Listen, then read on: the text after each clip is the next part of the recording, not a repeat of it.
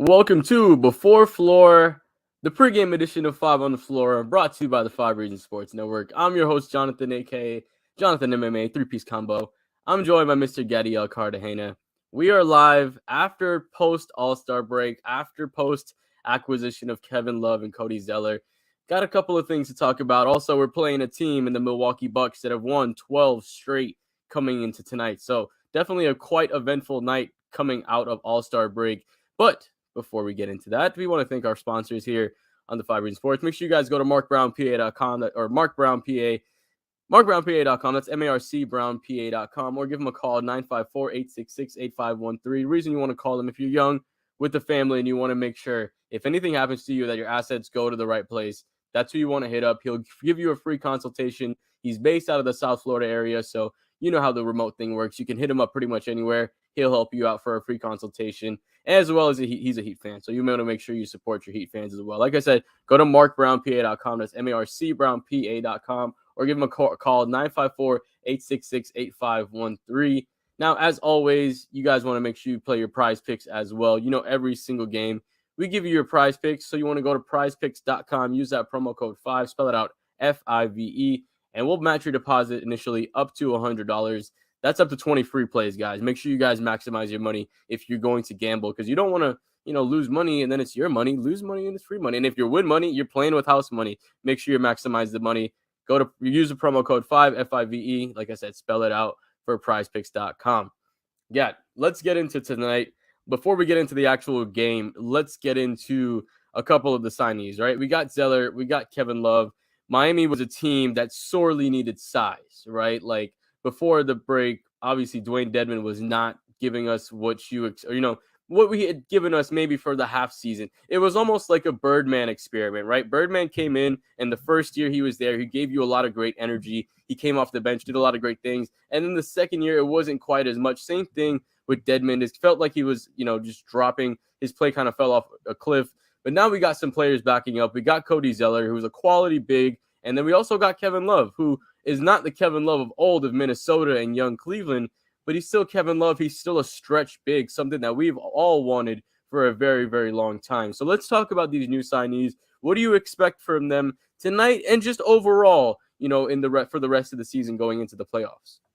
So obviously this is kind of a given, but I'm much more excited to see what Kevin Love looks like specifically tonight than Cody Zeller. Because, Cody Zeller, for better or for worse, serviceable NBA big, right? Like, they've needed one. I think he can help this team in certain scenarios, but ultimately someone that I don't think is going to be much of a factor in the playoff equation at all. So hopefully he can be an innings eater and kind of just help us get to the place that we want to get to with a better record than we would have previously anticipated. Because if you sub almost any NBA center in for Dwayne Dedmon this season, the Heat are probably looking, not exaggerating, I think at like 3 or 4 more wins on their win total right now. Like, I think there's been games where just him playing as poorly as he was, legitimately it swung the game in like 8 minutes, and the Heat couldn't come back from that. So I think Cody Zeller can help in that aspect. But man, like, I want to preface this by saying I don't think it's going to ultimately change what the outcome is for this team. Like, I still see that like either like a really good series in the first round or like a tough series in the second round against a really, really good team is ultimately where they go out, right? But I think the upside of bringing in a Kevin Love type player, that can change things a lot, because they finally have that skill set that they've been looking for the last couple of years, where they have that stretch big who also is a pretty solid rebounder. Now, defensively, you can talk about the issues. Yes, this, that, and the other, whatever. You have Jimmy, Bam, and you have other complementary role players that can help figure things out, and you can find lineups. But they haven't had that stretch big that can either make Jimmy's life easier, make the Jimmy and Bam pairing work better, and ultimately just someone that can make life easier on guards. Like, they don't have to worry about the proper spacing on pick and roll with a roller, because Kevin Love can pop. Like, there's a lot of scenarios in which I think Kevin Love can change the offense a little bit, which is going to help a lot in the half court. And you factor in the fact that he's a good passer. I think Kevin Love can do a lot for the offense. And someone who loves watching the Miami Heat, I have not loved watching the offense. That product is horrible. So hopefully, I think Kevin Love, his three-point shooting ability and seeing what a stretch big looks like with this rendition of Bam is going to be really, really exciting for me. Like, I'm excited to see it. I hope we see it tonight. I don't know if he starts. but I kind of want to say that I would start him. Yeah, so actually we'll get into that. That's actually going to be my next question, is kind of where do you expect the rotations tonight versus the playoff and fourth quarter rotations. But before we get to that, I kind of want to add on your point. Kevin Love is a great passer, and he's also a really good underrated hit-ahead passer. Like when he gets the rebound, right, you have now two players. Like obviously Kyle was doing that a lot before, but now you have a guy who can rebound the ball and immediately look to make a hit-ahead pass to a Bam Adebayo, to a Jimmy Butler, because now you have a guy that can also rebound, right? Caleb was a great guy, or not maybe great, but he was a serviceable guy you can put next to Bam for now to hold the spot, right? Kevin Love can actually box out and get rebounds. Like he can actually hold his own in the paint.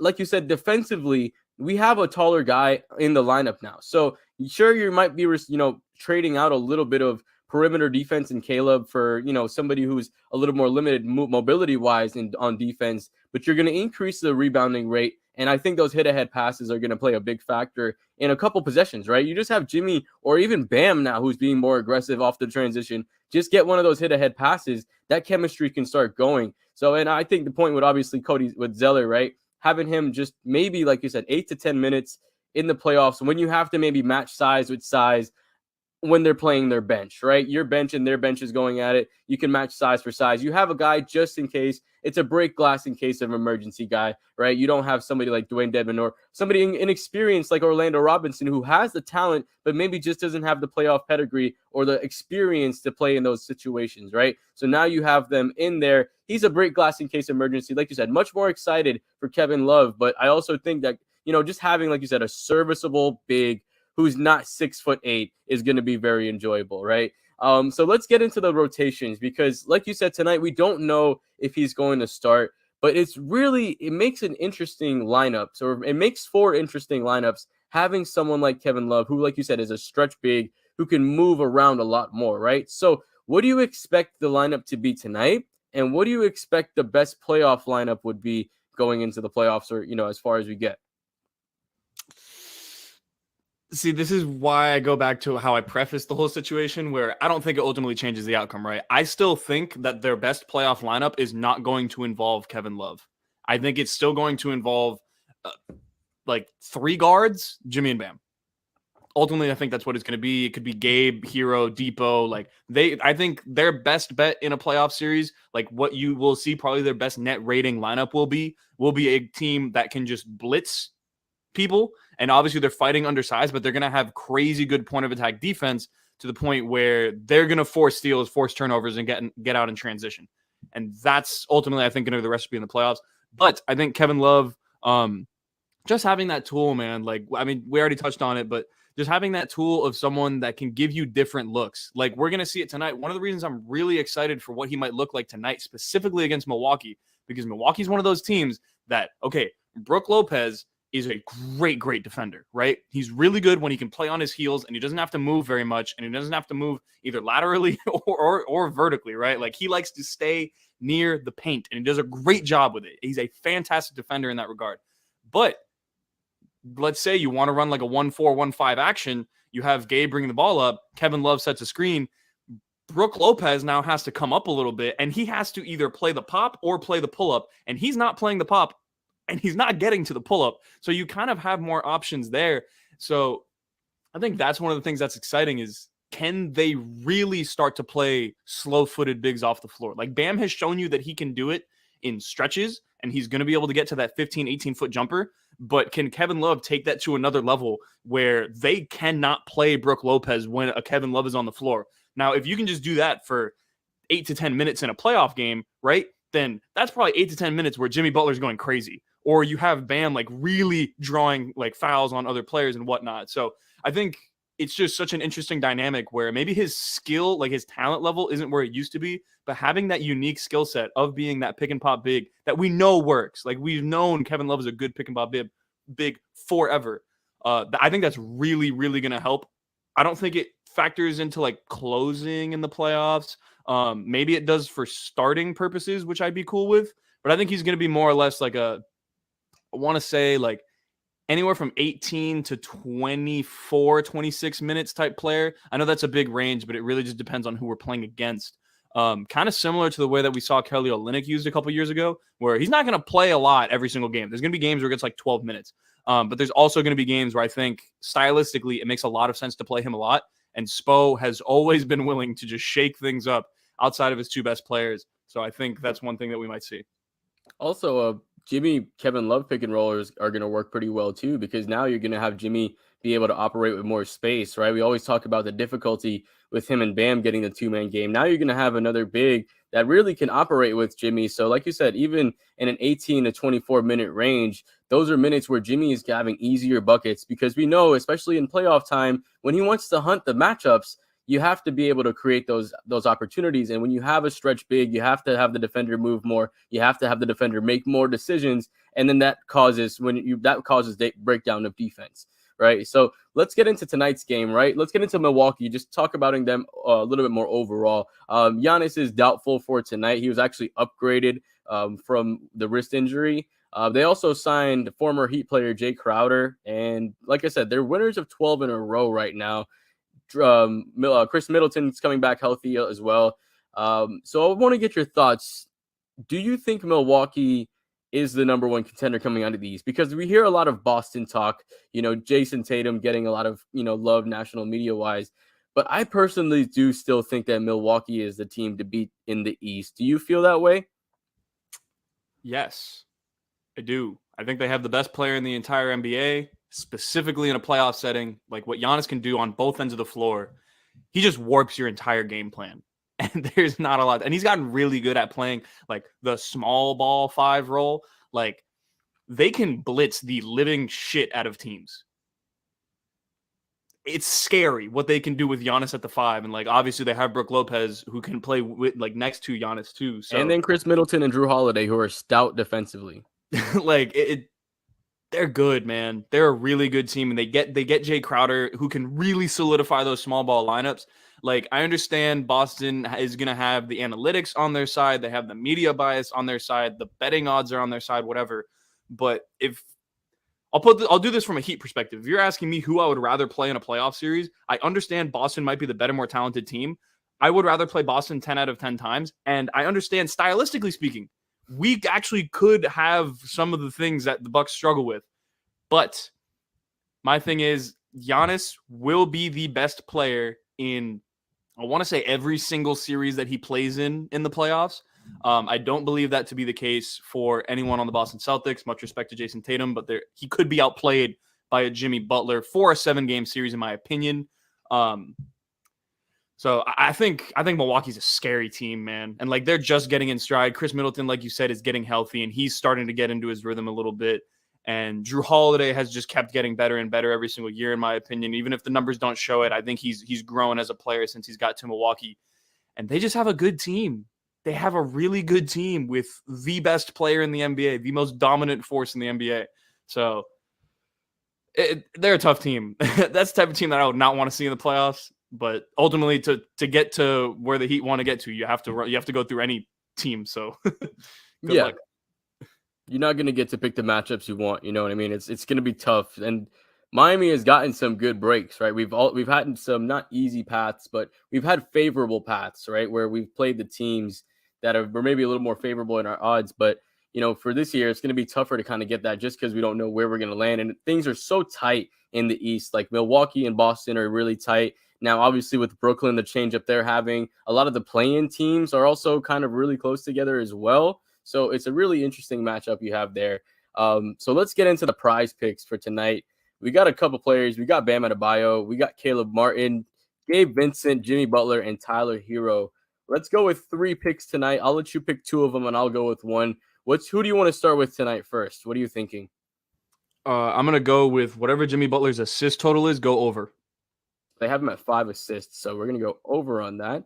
I'm taking the over on Jimmy's assist. I think when Gabe is the starting point guard and Kyle is out, Jimmy kind of starts to take ownership of that playmaking a little bit more, to where he's almost the de facto point guard, or he's like the true playmaker, which is more or less the case with Kyle, but I think he's more willing to do it when that happens. Are we looking at, is that Tyler Hero 3 points made?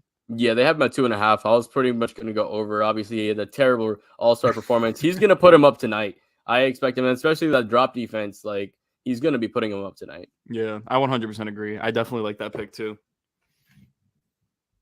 And what else we got? I don't know. Things with Bam kind of scare me a little bit.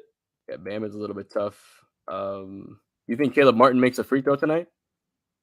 Free throw? Yeesh. That's a weird. Like, I don't feel like I haven't seen Caleb Martin shoot too many free throws, if I'm being honest with you. Let's see. I'm going to Google this because he's at half free throws made. So if he gets the line, it's a pretty much lock. Yeah. But I'm going to look it up real quick and see.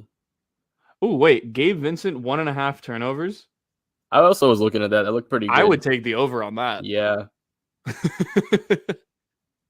Much love to Gabe Vincent. I think that's just a really low number for like a primary ball handler. Yeah, just overall. So Caleb Martin in his last, what is that? 1, 2, 3, 4, 5, 6, 7 games. In the last 7 games, he went to the line 4 times. He didn't go to the line 3 times. So that's a tough take. I'm not taking that one. That's a 50-50. And I don't like 50-50 bets on that. So yeah. Maybe I would look at Caleb Martin rebounds too, because that's at 5, right? That's a pretty decent line. Yeah, they have his points rebounds at 14.5, which is actually kind of low in my opinion. Yeah, that is low. I think I like that points and rebounds line, honestly. Yeah. Caleb is either rebounding really well or scoring really well, and sometimes he'll do both. But he always finds a way to get to the stat sheet. So right, exactly. So even with a flex play on a $20 play, you can win $100. Make sure you use that promo code 5, right? Maximize your money. And it's really easy, right? It's just, like I said, picking overs and unders. It's not that hard compared to drafting players, worrying about them getting hurt, stuff like that. Go to PrizePicks, use that promo code 5. Yeah, let's get into predictions. I'll let you go ahead and start it off. So I think Giannis is going to play. If you look at the Vegas odds, I think the Heat were like -2, maybe -3, sometime over the last couple of days, and then I think they're +3 or 3.5 at this point. Like the line has moved a lot, so I think with Giannis playing, Drew healthy, Chris healthy, the Bucks. I mean, obviously the All-Star break kind of kills some momentum that they might have had, but I would be shocked if we won the season series against them, and I think we're up 2-1 right now, so I think we end up splitting. I don't think the Heat get the win tonight. I think a lot of people might be mad about that, whatever, because we're going to be maybe a game and a half out of the 6th seed, but it is what it is. The Bucks are the best team in the NBA right now. Over the last 12 games, they literally have not lost. They're at home. They're coming off good rest. If Giannis is healthy, I will probably roll with the Bucks, but if Giannis is out, I'm taking the Heat. Like, I think the Heat against a Giannis-less Bucks, I would be very disappointed if they did not win, even considering that it is in Milwaukee and all this other stuff. Yeah, I agree with you. I do think that's probably the most likely outcome. Miami, they're going to have to acclimate tonight, right? This is an acclimation night, honestly. Like, you're having one player for sure is going to be inserted in the lineups. Coach Spo loves testing out lineups and throwing out random lineups, during the regular season, so he can throw the ones out and figure them out for the playoffs. So I think tonight is a very experimental night. And I think with that being said, if they have, like you said, if they have Giannis, I don't think we get the win. I think it'll be a little too hard for us to experiment, test new lineups, and then also just gel just right away to beat the number 1 team in the East. But if they don't have Giannis, I think they do have enough, right? Because like you said, Jimmy didn't play in the All-Star break, right? He was able to go to Argentina, get his rest, go watch his soccer, do everything. And the other players as well, right? We had a team as low as not necessarily banged up, but we had a couple injured players that were going out in interview lineups. So I think that's going to help Miami tonight if they don't have, like I said, Giannis. And if they do, it'll be tough. But we'll see with tonight. It's going to be a fun game regardless. Make sure you go to PrizePicks.com, use that promo code 5. Make sure you guys go to markbrownpa.com. That's marcbrownpa.com. Make sure you guys make sure you guys subscribe. Follow us on Twitter. Make sure you do all that stuff. Got any closing comments? Go Heat. Let's go Heat, baby.